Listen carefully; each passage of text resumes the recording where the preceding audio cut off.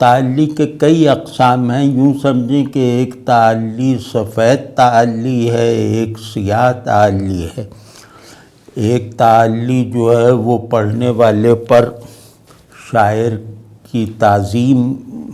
کا اثر ڈالتی ہے، دوسری تعلی جو ہے وہ ناگوار گزرتی ہے، تیسری ایک اور قسم ہے تعلی کی جو مضحکہ خیز ہوتی ہے، جس پر ہنسی آتی ہے۔ تو اردو شاعری میں اکثر تعلیاں مضحکہ خیز ہیں۔ بہت کم ہمارے شعراء ہیں جو تعلی کرتے ہیں تو پڑھنے والا کہتا ہے واقعی، پڑھنے والا اس کو مان لیتا ہے اور اسے کوئی اخلاقی طور پر وہ ڈینگ مارنے والا عیب نہیں سمجھتا۔ مثلاً میر کہیں کہ سارے عالم پر ہوں میں چھایا ہوا،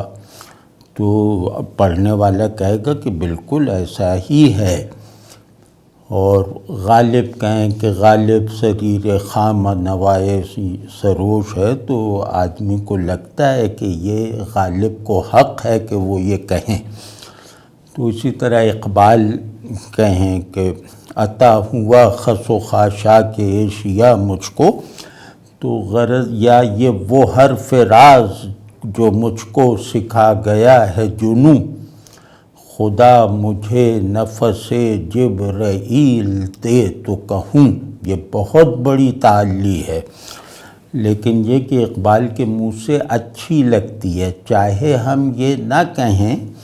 کہ اقبال کو نفس جبرائیل سمجھو ملا ہوا تھا،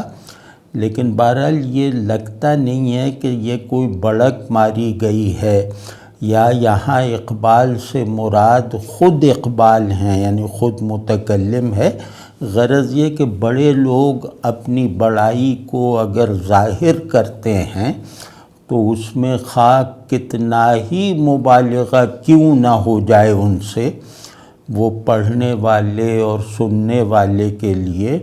بہت قابل قبول ہوتی ہے، بعض مرتبہ باعث فخر ہوتی ہے۔ پڑھنے والے کو خود جیسے ایک فخریہ کیفیت محسوس ہوتی ہے، اور کسی کو بھی اس مبالغے کا جیسے ناگواری کے ساتھ احساس نہیں ہوتا۔ لیکن بعض شعراء چھوٹی چھوٹی تعلیاں بھی کرتے ہیں تو وہ مضحکہ خیز لگتی ہے۔ وہ ہمارے یہاں ہیں، مطلب ایسی، وہ میں چاہتا ہوں میں کچھ سنا دوں تاکہ ایک فضا بن جائے۔ کہ فراق گورکھپوری بہت اچھے غزل گو، بہت اچھے شاعر، لیکن جب وہ یہ شعر کہا، یہ تعلی کی، تو اس پہ ہنسی آنے لگی کہ آنے والی نسلیں تم پر فخر کریں گی ہم اسرو، جب بھی ان کو دھیان آئے گا تم نے فراق کو دیکھا ہے۔ اب یہ بالکل مضحکہ خیز ہے، یہ جیسے شیخ چلی کا کہا ہوا شعر ہے، اور مطلب یہ میچ ہی نہیں کرتا، یہ دعویٰ جو ہے یہ میچ ہی نہیں کرتا مدعی سے۔ تو اسی طرح مطلب مضحکہ خیز جو دعوے ہوتے ہیں، اور یہ سب دعوے کوئی دوسرا کرے، مثال طور پہ غالب کہیں کہ تم نے غالب کو دیکھا ہے، اس پر فخر ہوگا، تو بالکل ٹھیک لگتا ہے۔ تو ایک شاعر تھے بے خود دہلوی، یہ بہت دہلی کے بڑے نامور شعراء میں سے تھے، داغ کے شاگرد بھی تھے، اور بہت زبردست زبان دانی کا ملکہ رکھتے تھے۔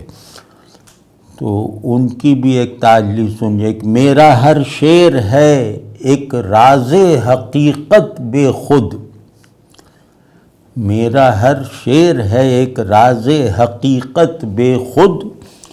میں ہوں اردو کا نظیری تو مجھے کیا سمجھا۔ اب یہ بالکل ہنسی آتی، پہلے میں وہ اردو کے ابن عربی بنے ہیں پہلے مصرے میں، دوسرے میں اب آپ سوچ لیں کہ نظیری کتنا بڑا ہوگا، کہ کوئی شخص ویسا ہونے کا دعویٰ کرے تو ہنسی آ جائے۔ بے خود دہلوی خراب شاعر نہیں تھے، بہت اچھے شاعر تھے۔ تو جان ایلیا، جوش ملیح آبادی، ان کی تعلیات میں ناگواری کا احساس بھی سن کے ہوتا ہے، اور ہنسی بھی آتی ہے، ترس بھی آتا ہے۔ تو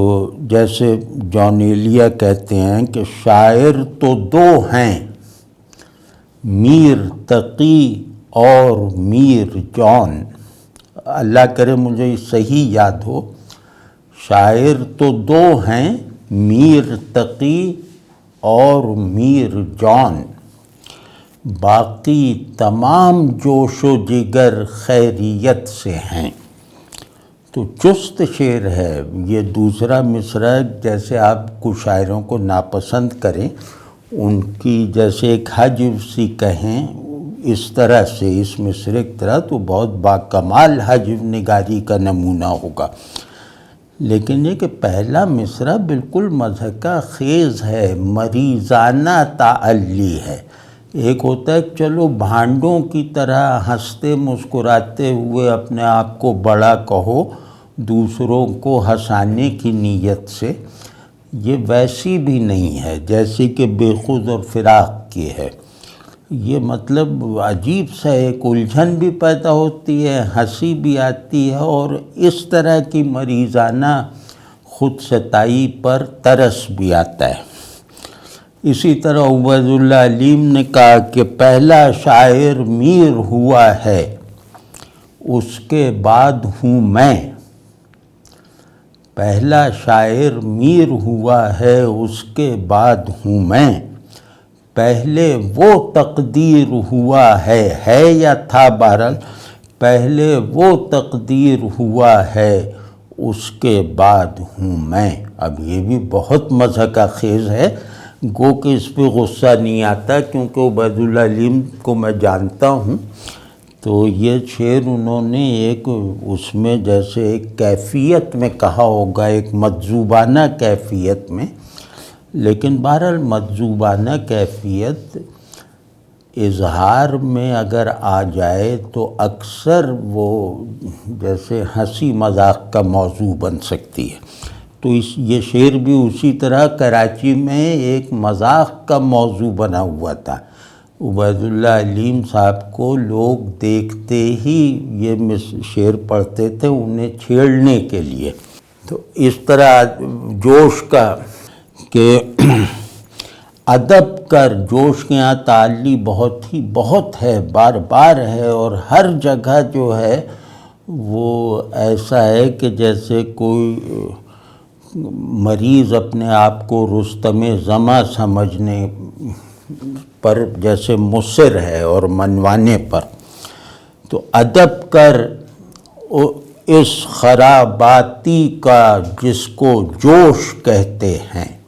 ادب کر اس خراباتی کا جس کو جوش کہتے ہیں، کہ یہ اپنی صدی کا حافظ و خیام ہے ساقی۔ اب مطلب ایک عجیب اناڑی پن بھی ہے کہ ساقی کو کوئی مؤدب کرواتا ہے، مطلب اس میخانے اور ساقی کی پوری روایت کے خلاف ہے، ایک انتشار پھیلانا ہے ایک جمائی روایت میں۔ تو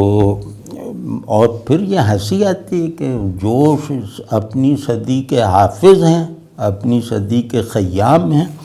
تو بہرحال اس طرح کی تعلیاں بھی اردو میں زیادہ ہیں، فارسی میں بھی ہیں، لیکن وہ کم ہیں یا ہمارے علم میں کم ہیں۔ تو عرفی کی شہرت یہ ہے کہ شاید کسی بھی شاعر نے تعلی کے اتنے اشعار نہ کہے ہوں جتنے عرفی کے یہاں ملتے ہیں۔ عرفی فارسی کا یعنی سب سے زیادہ اور کہہ سکتے ہیں کہ سب سے بڑا تعلی گو شاعر ہے۔ عرفی کے شعروں میں عظمت کے اکثر عناصر جو ہیں وہ اس کی خود پسندی سے پیدا ہوئے ہیں، وہ اس کی خود ستائی سے برآمد ہوئے ہیں۔ تو ایسا شاعر شاید دوسرا نہیں ہے کہ جس کی بڑائی میں اس کا اپنے آپ کو بڑا سمجھ کر پھر اپنی بڑائی کو اظہار دینے کے لیے طرح طرح کے معانی اور مضامین پیدا کرنا تاکہ میری بڑائی مسلم ہو جائے، تو اپنی بڑائی کو تسلیم کرواتے ہوئے اس نے بڑی شاعری کر دکھائی۔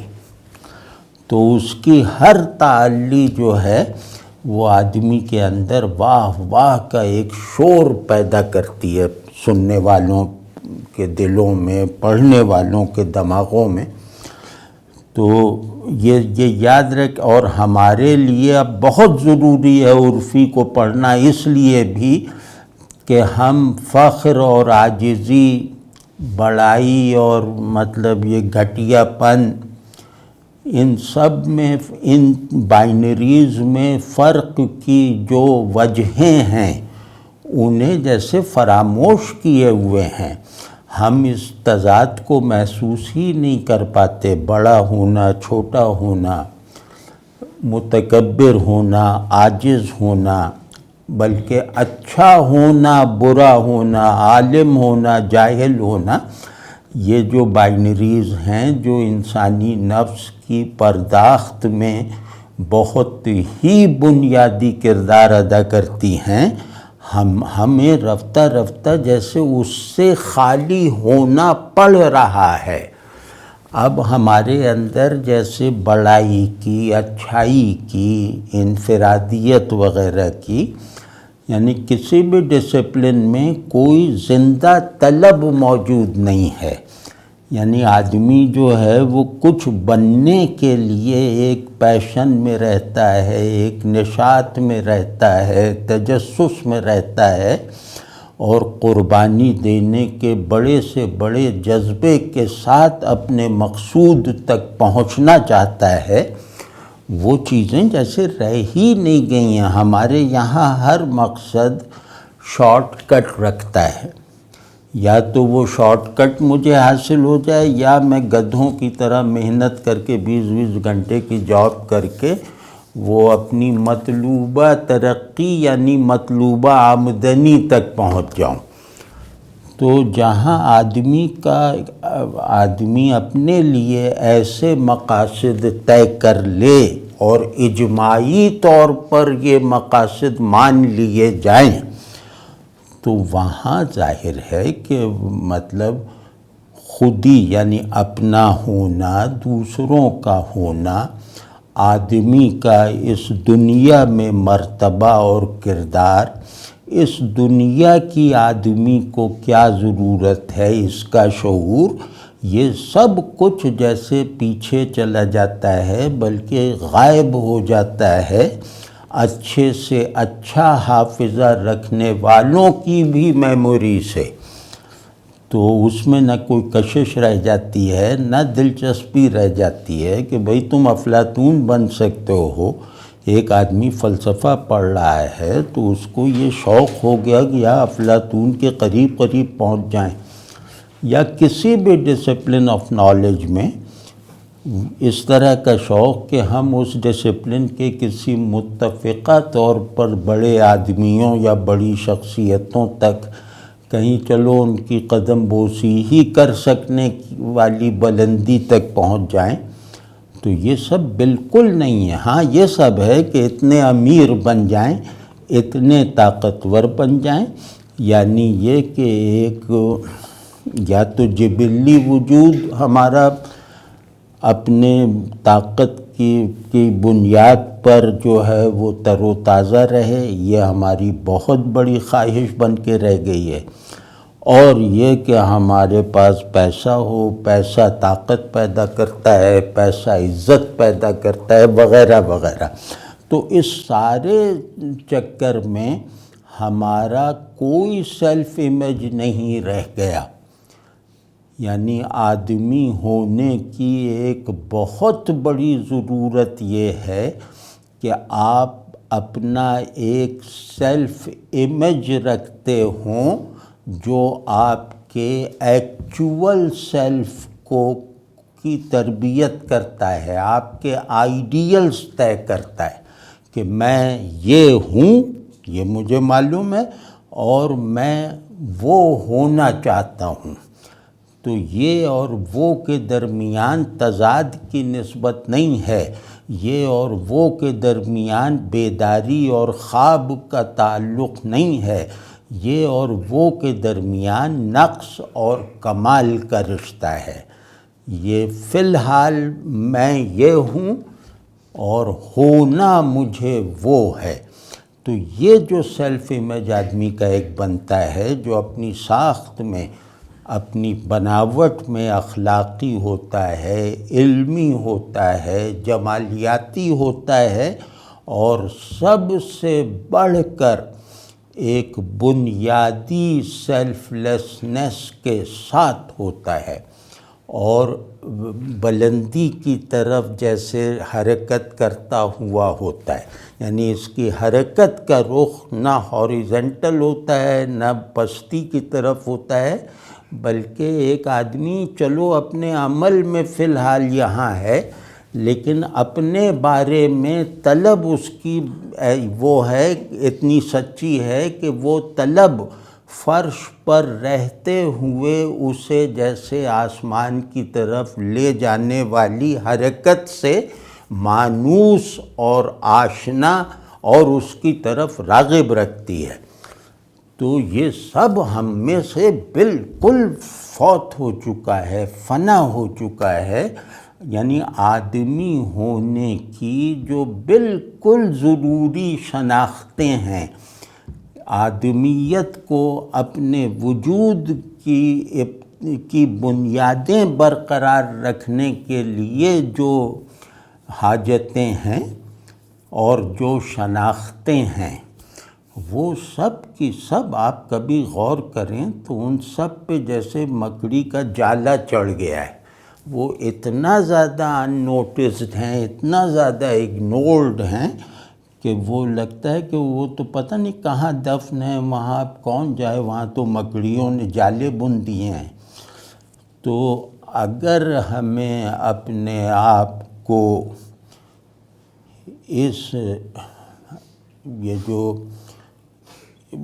اس ڈی ہیومنائزیشن سے بچنا ہے، اگر ہمیں اپنے طور پر ایک بامعنی شخصیت بننا ہے، اور ہمیں انسان کے نظم وجود میں ایک جو ہے وہ کارآمد پرزے کی طرح متحرک رہنا ہے، تو سب سے پہلی ضرورت نظریاتی وغیرہ نہیں ہے کہ یہ اس فکر میں چلے جاؤ، اس نظریے میں چلے جاؤ، بالکل نہیں۔ اب نظریے، افکار، مذہبی باتیں، یہ سب جیسے اپنے احساس جرم کو کم کروانے کے ذرائع بن چکی ہیں، یعنی کہ اب مذہبی باتیں بھی ایسا ہے کہ وہ جیسے چیونٹی کو کہتی ہے کہ تم شہباز ہو، کوئی بات نہیں، چیونٹی رہنا ہے تھوڑے دن تک کے لیے چیونٹی رہ لو، ورنہ حقیقت میں تم شہباز ہو۔ تو بس یہی اثر مذہب کا لوگ پیدا کر رہے ہیں، اور اسی اثر پر جیسے اکتفا کیے بیٹھے ہیں کہ ہم حق پر ہیں، ہم ابدی صداقت کے وارث ہیں۔ اب یہ سب باتیں جو ہیں وہ کتابی طور پر، یعنی لکھی ہوئی باتوں کے طور پر یا دین کے ٹیکسٹ میں شامل چیزوں کے طور پر ظاہر ہے درست ہیں، لیکن ہم قرآن کو چھوڑ کے قرآن بننے کی جو ایک ضد لگائے بیٹھے ہیں، ہم اللہ کو چھوڑ کر اللہ والے بننے کے دعوے جو کر رہے ہیں، یہ بہت مضحک خیز ہیں۔ ایسے ہی مضحک خیز ہیں جیسے یہ شعر سنائے ہیں۔ ہمارا یہ کہنا کہ ہم مسلمان ہیں وہ ایسا ہی مضحک خیز ہے کہ یہ اپنی صدی کا حافظ و خیام ہے ساقی۔ تو اس کا بنیادی سبب ابھی ہم یہ نہیں دیکھ رہے کہ اخلاقی ہے، ایمانی ہے یا ذہنی ہے، ہم ابھی جس جہت سے فائدہ اٹھانا چاہ رہے ہیں وہ جہت یہ ہے کہ اس کا بنیادی ترین سبب وہ اپنے آپ کو آدمی بنانے میں ناکامی ہے۔ تو وہ اس کو دور کرنے کے لیے، کیونکہ وہ کسی تصور سے دور نہیں ہوگا، وہ دور یعنی میرا جو ایک ڈی ہیومنائزڈ ورژن ہے جو میں ہوں، ایکچول سیلف، اس کو اگر ختم کرنا ہے، اس کو ری ہیومنائز کرنا ہے، تو اس کے لیے تصور، نظریے وغیرہ کی یا کچھ اعمال کی ضرورت نہیں ہے، وہ بے اثر ہو چکے ہیں۔ اس کے لیے ضرورت ہے ایک پیشن کی، ایک خود پسندی کی، خود اعتمادی کی، اور خود ہونے کی ڈیفینیشن میں روز تبدیلی آتے رہنے کی ضرورت ہے۔ تو آپ کبھی دیکھیں جو سب لوگ باسی لوگ ہیں، باسی شخصیتیں ہیں، فریزر میں رکھی ہوئی شخصیتیں، جیسے 50 برس پہلے تھے ویسے ہی اب بھی ہیں۔ تو یہ سب بہت خوفناک ہے۔ تو اب عرفی کو، جیسے یہ عرفی ہمارا مرشد ہے، جب یہ سمجھیں یوں کہ یہ ہمارے اندر میں ہوں کہنے کی جیسے صلاحیت پیدا کر دے گا، یہ آدمی ہمارے اندر میں ہوں کی گونج بھر دے گا، جس کی ہمیں شدید ترین ضرورت ہے۔ یہ آدمی ہمیں زندہ کر دے گا۔ ہم وہ مردے ہیں جنہیں وہم ہے کہ ہم زندہ ہیں، یہ آ کے ہمیں واقعی زندہ کر دے گا اپنی تعلی سے کہ دیکھو آدمی یہ ہوتا ہے۔ کیونکہ آپ جس کی بھی بڑے سے بڑے آدمی کا اظہار عظمت اگر سنیں گے تو اس میں آپ کا اعتماد انسان پہ بڑھتا جائے گا نا۔ مطلب حضرت علی کچھ اپنے اس میں فرمائیں کہ مجھ سے پوچھو جو چاہے پوچھو، اب یہ بہت بڑائی کا اظہار ہے، لیکن یہ کہ یہ اظہار جو ہے وہ میرے اندر دو چیزیں پیدا کرتا ہے۔ ایک تو یہ کہ جو بڑائی حضرت نے ظاہر فرمائی ہے اپنی حقیقت میں یہ اس سے بھی بڑے ہیں، اور دوسرے یہ کہ آدمیت، شرف انسانی پر ایک اعتماد پیدا کرتا ہے، اعتقاد پیدا کرتا ہے کہ یہ انسان کو دیکھو کہاں تک بڑا ہو سکتا ہے۔ تو اب اس میں لوگ غلطی کرتے ہیں کہ لوگوں کی، بڑے لوگوں کی بڑائیوں کے اظہار، بڑے اوصاف رکھنے والوں کے اوصاف کا ادراک وہ انہیں خدا بنانے کی طرف لے جاتے ہیں، وہ دوسری غلطی ہے۔ لیکن اصل جو نیچرل اطمینان اور اعتماد بڑے لوگوں کی طرف سے ہونے والی اپنی بڑائی کے اظہار کی صورت میں ہمارے سامنے آتا ہے، تو ہم ظاہر ہے کہ پھر مطلب ہم چاہے چھوٹے رہ جائیں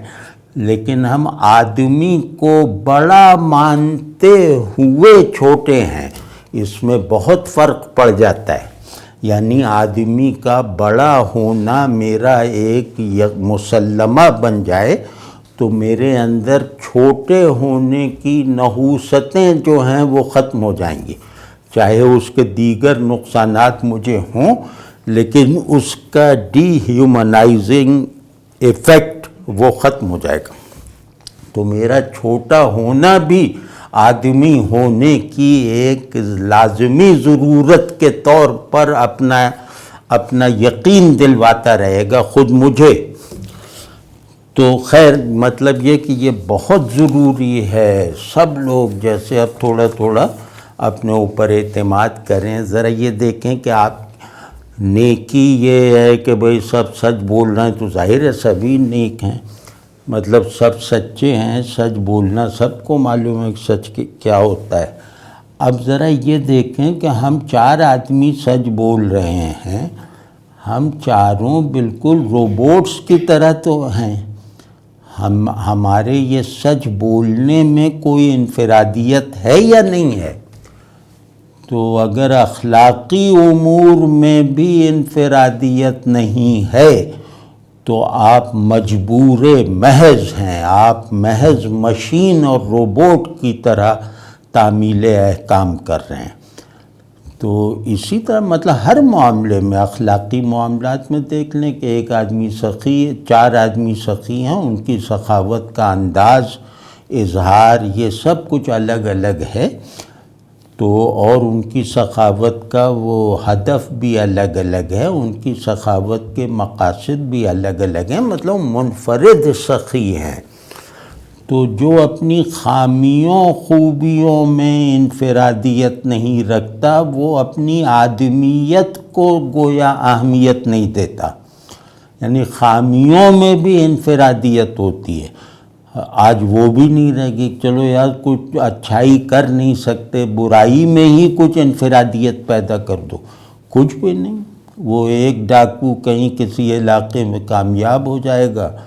تو 10 ڈاکو آ کے اس علاقے میں بیٹھ جائیں گے، تو اس کا دھندہ بھی خراب کر دیں گے، اپنا بھی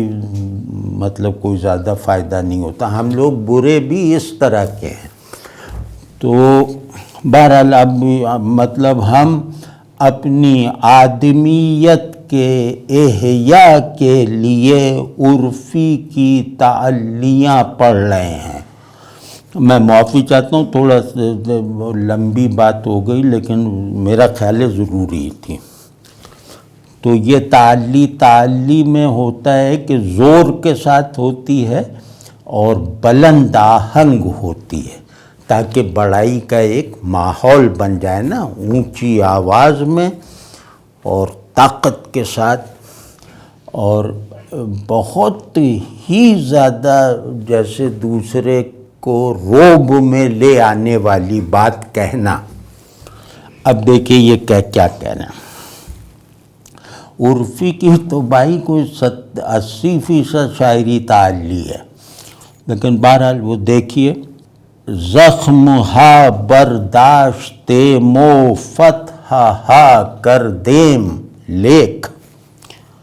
زخم ہا برداشت مو فتح ہا کر دیم لیک، ہرگز از خون کسے رنگین نشد میدان ما. عجیب ہے، عجیب. مطلب آپ سمجھیں کہ یہ ایک سورما ہے، فاتح ہے، جو کسی بھی بڑے فاتح کو، مثال طور پہ چنگیز خان کو، ایٹیلا کو، سکندر اعظم کو للکار رہا ہے کہ اچھا تم لوگ یہ چھوٹی چھوٹی فتوحات پہ خوش ہو، تو تمہیں کیا معلوم کہ فاتح ہوتا کیسا ہے. اب یہ سکندر اعظم کو کہا جا رہا ہے اور بالکل صحیح کہہ رہے ہیں، چنگیز خان کو بھی کہا جا رہا ہے کہ دیکھو چنگیز خان تم نے خون کی ندیاں بہا دیں، اپنے لہو کا ایک قطرہ بہائے بغیر، تو کیسا فاتح ہے. سکندر اعظم کو بھی کہہ دیا کہ ساری چیزیں تو نے فتح کر لیں اپنا کچھ گنوائے بغیر. اب آپ اینگل دیکھیے کتنا اخلاقی بھی ہے. تو اسی طرح سب کو کہے، تو اب اپنے آپ کو کہہ رہے ہیں کہ وہ پھر جیسے چنگیز اور سکندر حیرت سے پوچھ رہے ہیں کہ یہ کون دیوانہ آ گیا ہے جو ہمیں یہ عجیب پٹی پڑھا رہا ہے کہ خون بہائے بغیر فاتح ہونا جیسے کوئی کمی کی بات ہے. تو اب یہ ان کا یہ تجسس یا وہ دور کرتے ہیں کہ ہمیں دیکھو کہ ہم نے زخم پر زخم کھائے اور فتوحات پر فتوحات جاری رکھیں. ہم زخم کھاتے رہے اور زخمی کرنے والوں کو فتح کرتے چلے گئے. وہ کیا کہ ہرگز از خون کسے رنگین نشد میدان ما، ہمارا میدان جنگ ہمارے ہی خون سے رنگین ہوا ہے، وہ ہمارے دشمن ہمارے مفتوحین کے لہو سے رنگین نہیں ہوا۔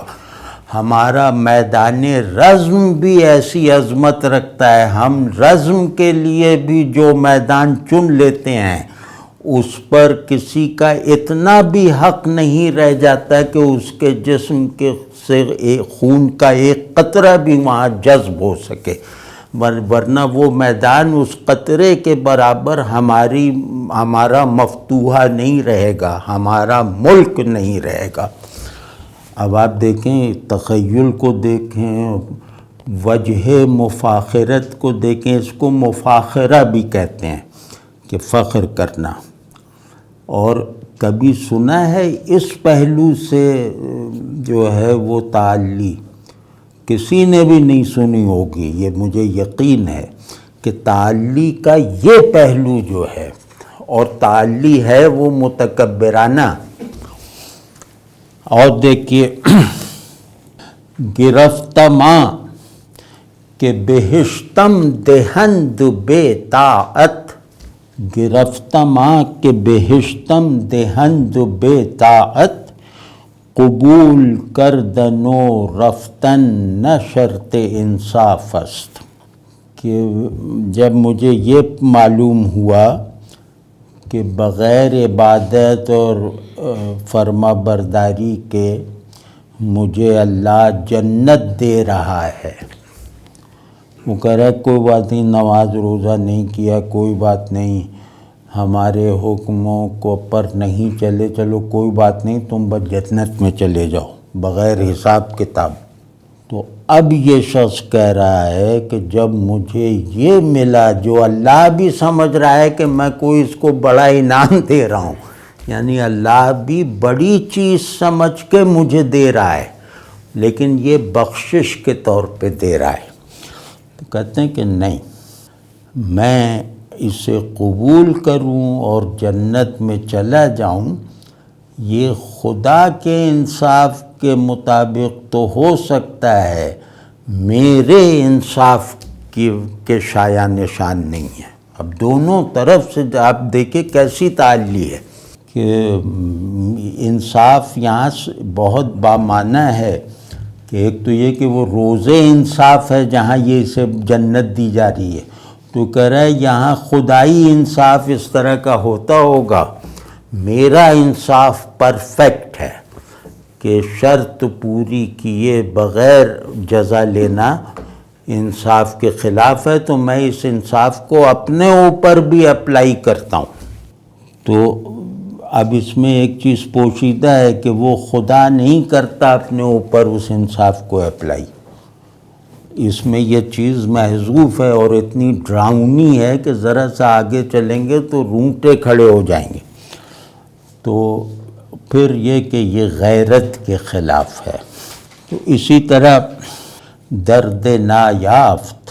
ز بے دردی اقبال منست،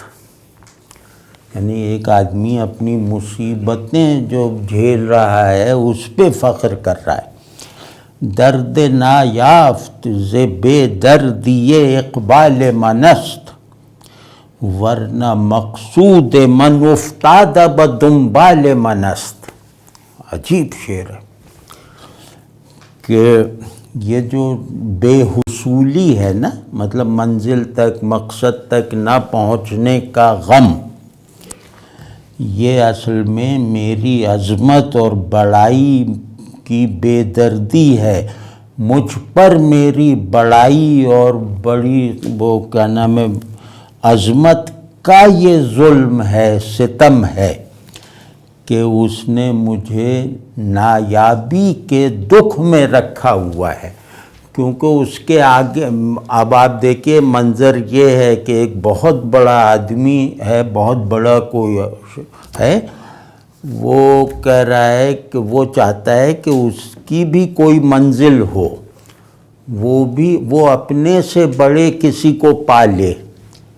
وہ اس کی کوئی ایسی بڑی ضرورت ہے جو وہ خود سے پوری نہیں کر سکتا، تو اس نے اپنا کوئی مقصود بنایا ہوا ہے۔ تو وہ کہہ رہے ہیں کہ میں ایسا تھوڑی ہوں، میرے آگے کوئی چیز ہو ہی نہیں سکتی۔ میں تو منتہا پہ ہوں، میں خود منتہا ہوں، تو میرا جو مقصود ہے وہ مقصود ہوگا میرے پیچھے، وہ کبھی آگے نہیں ہوتا۔ میں مقصود کا مقصود ہوں، میں منزلوں کی منزل ہوں۔ تو یہ تو میری بڑائی نے مجھ پہ یہ ستم ڈھایا ہے کہ یہ کوئی چیز مجھے ملی نہیں اپنے سوا، اور میں خود بھی جیسے خود کو نہیں ملا ہوا۔ تو ورنہ اگر یہ نہ ہوتا نا، میری یہ بے رحم بڑائی اگر مجھے تھوڑی مہلت دے دیتی تو مقصود، منزل، مطلوب یہ سب حاصل ہی حاصل تھا،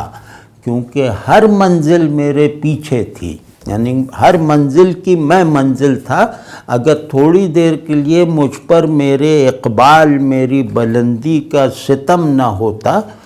تو یعنی پیچھے مڑنے کی اجازت میرا اقبال یعنی میری بلندی نہیں دے رہی تھی، تو اگر ذرا لمحہ مجھے مل جاتا میں پیچھے پکڑ کے مقصود کو کان سے پکڑ کے اپنے تھیلے میں بھر لیتا۔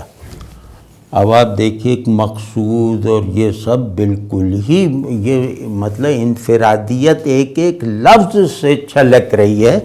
اس پر آدمی کہتا ہے کہ اس آدمی کو حق ہے کہ یہ جو چاہے ڈینگ مارے،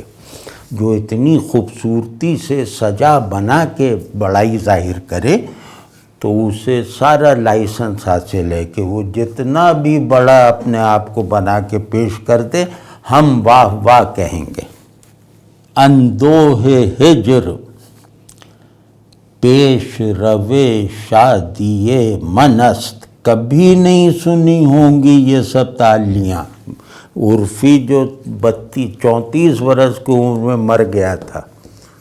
یہ کر کے گیا ہے 34 برس کی عمر تک، جب ہمیں اپلیکیشن لکھنی نہیں آتی ہماری اکثریت کو 34 برس کی عمر، وہ یہ کرامتیں دکھا کے گیا ہے، اور اس کا یہ سیلف امیج تھا۔ اندوہ ہجر پیش روے شادی منست، جویائے آفتابمو شب ہادی منست۔ یعنی تعلی تو ایک طرف رہی، تشبیہ ایسی نایاب، استعارے ایسے نایاب، اور پھر آواز ایسی جو ہے وہ سورہ اسرافیل جیسی آواز، اور پھر المیے میں ایک آدمی المیے میں رہتے ہوئے المناکی کے تمام اسباب کو رد کر رہا ہے، اپنے سے کمتر سمجھ رہا ہے۔ اب آپ دیکھیں کہ وہ فراق میں رہتے ہوئے فراق اور وصال کی نفی کر رہا ہے، اور وہ جیسے مذاق اڑا رہا ہے اس المناکی کا جس کی زنجیروں میں یہ جکڑا ہوا ہے کہ اندوہ ہجر، ہجر کا غم، اندوہ کہتے ہیں جو ہوک سی اٹھے، سب سے گہرا غم جس کی شدت کم نہ ہو، اور جو آدمی کو جیسے خون رلوا دے، کہ محبوب کی جدائی کا سخت غم جو لوگوں سے اندوہ ناقابل برداشت ہوتا ہے، یہ پہلو سامنے رہے کہ وہ اندوہ جو سب عاشقوں کے لیے ناقابل برداشت ہے، سب کے سینے پھٹ چکے ہیں اس غم کے زور سے، تو یہ والا اندوہ یہ میرے لیے خوشی کا نقیب ہے۔ یعنی اندوہ یہ خوبصورت بہت ہے، دیکھے گا کہ ہجر کا ناقابل برداشت دکھ وہ میری خوشی کا پیش رو ہے، یعنی وہ یہ پہلے ہے، خوشی بعد میں ہے۔ یہ میری خوشی کے لیے جیسے اسکواڈ ہے، سیکیورٹی، وہ کیا کہتے ہیں، جیسے بڑے آدمیوں کے آگے ان کی سیکیورٹی چلتی ہے نا، تو اسی طرح یہ اندوہے ہجر تو یہ میرا وہ ہے سیکیورٹی کا گارڈ وغیرہ، تو شادی میرے پیچھے ہے، جو چیز میرے آگے ہے وہ بہت کم تر ہے، اور جو چیز میرے پیچھے ہے وہ بہت بڑی ہے۔ اب آپ سوچئے کہ ایسا کوئی وہم بھی لا سکتا ہے، بڑے سے بڑا تخلیقی ذہن، کہ بڑائی کی بھی پہچان، حقیقی ہونے کی پہچان بھی یہ ہے کہ وہ میری پشت پر ہو، یعنی میری رہنمائی میں ہو اور میری تقلید میں ہو۔ تو اب کیا اندوہے ہجر پیش روے شادی منست، وہ میری شادی کا اعلان یعنی خوشی کا اعلان کرتا جا رہا ہے اندوہے ہجر۔ اور اب دیکھیں تشبیہ کیا دی ہے، جویائے آفتابمو شب ہادی منست، کہ میں سورج کو ڈھونڈ رہا ہوں، میں سورج کی جستجو میں چل رہا ہوں، جو فی الحال حاصل نہیں ہے۔ اندوہے ہجر فی الحال حاصل نہیں ہے وہ سورج مجھے، تو میں اس کی جستجو میں ہوں، اور رات میری رہبری کر رہی ہے، رات مجھے سورج کی طرف لے کر جا رہی ہے۔ اب بتائیے کہ بالکل ہی جیسے آدمی کے لیے ایک حیرت کدہ بن جاتا ہے کہ آفتاب، جویائے آفتاب ہونا اور وہ میر قافلہ جو ہے وہ رات کا ہونا، یہ سب مطلب ایسی بعید نسبتیں انہوں نے پیدا کر دی ہیں انتہائی فکسڈ آبجیکٹس میں، یعنی رات کا مطلب رات، سورج کا مطلب سورج، یہ دونوں اتنے مختلف ہیں جتنی مختلف دنیا میں انتہائی درجے کا تضاد رکھنے والی چیزیں ہی ہو سکتی ہیں، ان میں کسی بھی طرح کی ایک دوسرے کے لیے قبولیت نہیں پائی جاتی۔ تو اس پہ کہہ رہے ہیں کہ تمہاری نظر میں نہیں پائی جاتی ہو کہ آفتاب ہو یا رات ہو، یہ دونوں میرے بگھی پہ جتے دو گھوڑے ہیں۔ یہ آدمی اس طرح کہہ رہا ہے کہ رات تمہارے لیے رات ہوگی، ہجر ہوگی سورج کا، میرے لیے یہ ہجر جو ہے یہ آگے آگے چل رہا ہے تاکہ مجھے وصال تک پہنچا دے، اور یعنی خادمانہ کردار ادا کر رہا ہے۔